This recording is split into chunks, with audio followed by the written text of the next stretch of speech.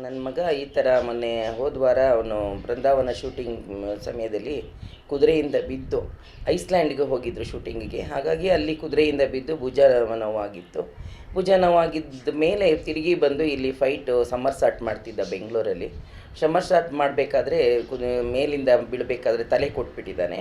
ಹಾಗಾಗಿ ಭುಜಕ್ಕೆ ಆ ನೋವಾಗಿದ್ದ ಜಾಗಕ್ಕೇ ತಿರುಗಿ ಪೆಟ್ಟಾಗಿ ತುಂಬ ಪಾಪ ಹಿಂದ್ಗಡೆ ತಲೆ ತುಂಬ ನೋವ್ತಾ ಇತ್ತು. ಅದೇನೋ ಮಸಲ್ಸು ಕ್ಯಾಚ್ ಆಗಿದೆ ಅಮ್ಮ ಅಂತ ಹೇಳ್ತಾ ಇದ್ದ. ವಿಪರೀತ ನೋವನ್ನು ಅನುಭವಿಸಿದ್ದ. ರಾತ್ರಿ 3 ಗಂಟೆಯಲ್ಲಿ ಹೋಗಿ ಆಸ್ಪತ್ರೆಯಲ್ಲಿ ಮಧ್ಯಾಹ್ನ ರಾತ್ರಿ ತನಕ ಹೇಗೋ ಮೇಂಟೈನ್ ಮಾಡಿದ್ದಾನೆ. ಅಷ್ಟು ಜೋರಾಗಿರೋದಿಲ್ಲ ನೋವು ಅಂತೇನೋ ಮೇಂಟೈನ್ ಮಾಡಿದ್ದಾನೆ. ಆಮೇಲಿಂದ ತುಂಬ ಜೋರಾದಮೇಲೆ ಆಸ್ಪತ್ರೆಗೆ ಕರ್ಕೊಂಡೋಗಿ ಅಡ್ಮಿಟ್ ಮಾಡಿದ್ದಾರೆ. ಸಿಕ್ಕಾಬಟ್ಟೆ ನೋವು ಅನುಭವಿಸಿದ್ದಾನೆ. ಹಾರಿಬಲ್ ನೋವಾಗಿತ್ತು ನನಗೆ ಅಂಥೇಳಿ.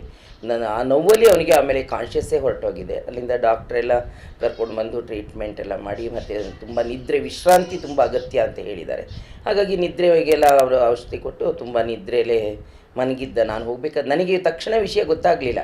ಬೆಳಿಗ್ಗೆ ನಮ್ಮ ಪ್ರೊಡಕ್ಷನ್ ಹುಡುಗ ಫೋನ್ ಮಾಡಿಬಿಟ್ಟು, ಅಮ್ಮ ನಿಧಾನ ಎದ್ಯಾ ಅಂತೆಲ್ಲ ಕೇಳಿ ನಿಧಾನವಾಗಿ ಸಮಾಧಾನದಿಂದ ಹೀಗೆ ದರ್ಶನ ನನಗೆ ಈ ಥರ ಆಗಿದೆ, ಏನು ಭಯ ಇಲ್ಲ ಅಂತ ಹೇಳಿದ್ದಾರೆ ಡಾಕ್ಟ್ರು, ನೀನು ನಿಧಾನವಾಗಿ ಬಾ ಅಂತೇಳಿ BGS ಹಾಸ್ಪಿಟ್ಲಿಗೆ ನಾನು ಬೆಳಿಗ್ಗೆ ಬಂದೆ. ನಾನು ರಾತ್ರಿಯೇ ನನ್ನ ಸೊಸೆ ಬಂದು, ಮೊಮ್ಮಗ ಸೊಸೆ ಎಲ್ಲ ಬಂದಿದ್ದರು. ಬೆಳಿಗ್ಗೆ ನನಗೆ ಗೊತ್ತಾದ ವಿಷಯ ಗೊತ್ತಾಗಿದ್ದ ತಕ್ಷಣ ನಾನು ಕೂಡ ಹೊರಟು ಹೋಗಿ ನೋಡಿದೆ. ಮಗು ತುಂಬ ನಿದ್ರೆಯಲ್ಲಿ. ಡಾಕ್ಟ್ರ್ ಹೇಳಿದ್ರು, ಇಲ್ಲಮ್ಮ ನಿದ್ರೆ ಕೊಟ್ಟು ಔಷಧಿ ಚೆನ್ನಾಗಿ ನಿದ್ರೆ ಮಾಡಲಿ, ವಿಶ್ರಾಂತಿ ತೊಗೊಳ್ಳಿ, ತುಂಬ ನೋವು ಅನುಭವಿಸ್ತಿದ್ರು, ಹಾಗಾಗಿ ನೀವು ವಿಶ್ರಾಂತಿ ತೊಗೊಳ್ಳಿ ಅಂಥೇಳಿ ನಾವು ಮಂಪುರ ಔಷಧಿ ಕೊಟ್ಟು ಮನಸಿದ್ದೇವೆ ಅಂತ ಹೇಳಿದ್ರು. ಆಮೇಲಿಂದ ಕಡೆಗೆ ಅವನಿಗೆ MIR ಅಲ್ಲಿಂದ ಏನೇನು ಎಕ್ಸಾಮ್ಸ್ ಟೆಸ್ಟ್ಗಳು ಏನೇನು ಮಾಡಬೇಕಾಗಿತ್ತು ಎಲ್ಲ ಮಾಡಿದ್ಮೇಲೆ ಇಲ್ಲ ಯಾವ ಆ ಥರದ್ದು ಏನೂ ಆಗಲಿಲ್ಲ, ಪರವಾಗಿಲ್ಲ, ಇಟ್ಸ್ ಆಲ್ ರೈಟ್, ಒಂದು 15-20 ದಿನ ವಿಶ್ರಾಂತಿ ತೊಗೊಂಡ್ರೆ ಸರಿ ಹೋಗ್ತಾರೆ ಅಂತ. ಡಾಕ್ಟ್ರು ಕೂಡ ತುಂಬ BGS ಡಾಕ್ಟ್ರಲ್ಲಿ BGSಲ್ಲಿ ಉಪಾಧ್ಯಕ್ಷರಾಗಿ ಯಾರು ವೆಂಕಟರಮಣ ಡಾಕ್ಟರ್ ವೆಂಕಟರಮಣ ಅವರು ತುಂಬ ನನ್ನ ಮಗನ್ನ ಇದು ಮಾಡಿದರು. ನಿಮಗೆ ಒಂಥರ ತುಂಬ ಭವಿಷ್ಯ ಇದೆ, ನೀವು ಯಾಕೆ ಈ ಥರ ಎಲ್ಲ ತೊಗೊಳ್ತೀರಾ, ರಿಸ್ಕ್ ತೊಗೋಬೇಡಿ, ನೀವು 6 ಕೋಟಿ ಕನ್ನಡಿಗರಿಗೆ ನೀವು ಬೇಕು, ಹಾಗಾಗಿ ನೀವು ನಿಮ್ಮ ಶರೀರವನ್ನು ನೀವೇ ನೋಡ್ಕೊಳ್ಬೇಕು ಅಂತ ಹೇಳಿದಾಗ ನನ್ನ ಮಗ, ಇಲ್ಲ ಡಾಕ್ಟ್ರೆ ಡೂಪ್ ಉಪಯೋಗಿಸಿ, ನೀವು ಫೈಟಿಂಗ್ ಎಲ್ಲ ಮಾಡುವಾಗ ನೀವೇ ಮಾಡಬೇಡಿ, ಡೂಪ್ ಉಪಯೋಗಿಸಿ ಅಂತ ಹೇಳಿದ್ರು. ಅದಕ್ಕೆ ನನ್ನ ಮಗ, ಇಲ್ಲ ಡಾಕ್ಟ್ರೇ, ಬೀದಿಲಿ ಶೂಟಿಂಗ್ ನಡೀತಾ ಇರ್ತದೆ, ಜನ ಏನು ಮಾಡ್ತಾರೆ, ದುಡ್ಡು ಕೊಟ್ಟು ನನ್ನ ಸಿನಿಮಾ ನೋಡ್ಲಿಕ್ಕೆ ಬರ್ತಾರೆ, ನಾನು ಫೈಟ್ ಮಾಡಬೇಕಾದ್ರೆ ಏನು ಮಾಡ್ತಾರೆ ಅವರು, ಅಯ್ಯೋ ಹೇಗೆ ದರ್ಶನ್ ಬಿದ್ದ, ಹೇಗೆ ಎದ್ದ ಅಂತೆಲ್ಲ ನೋಡ್ತಾ ಇರ್ತಾರೆ. ಸಿನಿಮಾದಲ್ಲಿ ಬಂದು ಅವ್ರು ದುಡ್ಡಿಗಾದರೂ ನಾನು ಒಂದು ಪ್ರಾಮಾಣಿಕವಾಗಿ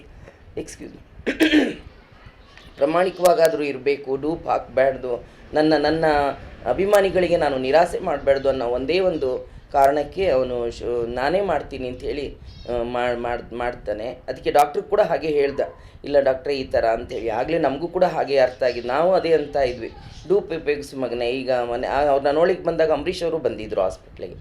ಏನೋ ತುಂಬ ಇದು ಮಾಡ್ತೀಯ ನೀನು, ನಾವೆಲ್ಲ ಹಾಗೆ ಮಾಡಿದ್ವೇನೋ, ನಾವೆಲ್ಲ ಡೂಪೆಲ್ಲ ಹಾಕ್ಕೊಂಡು ಮಾಡಲಿಲ್ವಾ, ನೀನೇನು ಹಂಗೆ ಮಾಡ್ತೀಯ ಅಂತ.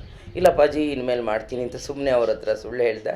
ಆಮೇಲಿಂದ ಇಲ್ಲ ನಾನೇ ಮಾಡಬೇಕು ಅಂತ ಇದೆ, ನನಗೆ ಶಕ್ತಿ ಇರೋವರೆಗೂ ನಾನು ಮಾಡ್ತೀನಿ, ಆಮೇಲಿಂದ ಡೂಪ್ ಉಪಯೋಗಿಸೋದು ಇದ್ದೇ ಇದೆ ಅಂತ ಹೇಳ್ತಾ ಇದ್ದೆ.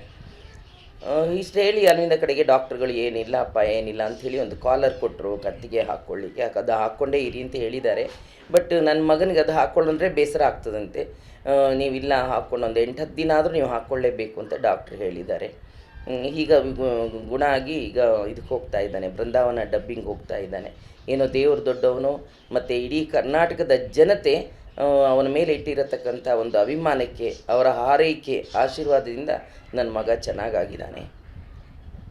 ಚೆನ್ನಾಗಾಗಿ ಈಗ ಡಬ್ಬಿಂಗ್ ಹೋಗ್ತಾ ಇದ್ದಾನೆ, ಬೃಂದಾವನ ಡಬ್ಬಿಂಗ್ ಹೋಗ್ತಿದ್ದಾನೆ.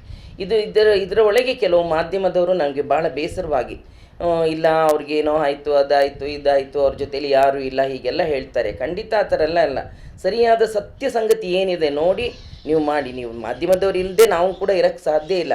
ಬಟ್ ಏನಿದೆ ಅದನ್ನು ತೋರಿಸ್ಬೇಕು. ಕೆಲವರೆಲ್ಲ ಬಂದು ಈ ಥರ ಮಾಧ್ಯಮದಲ್ಲಿ ಆ ಥರ ಬಂತು, ಈ ಥರ ಬಂತು ಅಂತ ಹೇಳಿದಾಗ ನಮಗೂ ಕೂಡ ಬೇಸರ ಆಗ್ತದೆ. ದಯವಿಟ್ಟು ಸತ್ಯ ಸಂಗತಿ ಏನಿದೆ ಅದನ್ನು ಪ್ರಸಾರ ಮಾಡಬೇಕು ಅಂತ ನಾನು ಈ ಮೂಲಕ ನಾನು ಕೇಳ್ಕೊಳ್ತೀನಿ.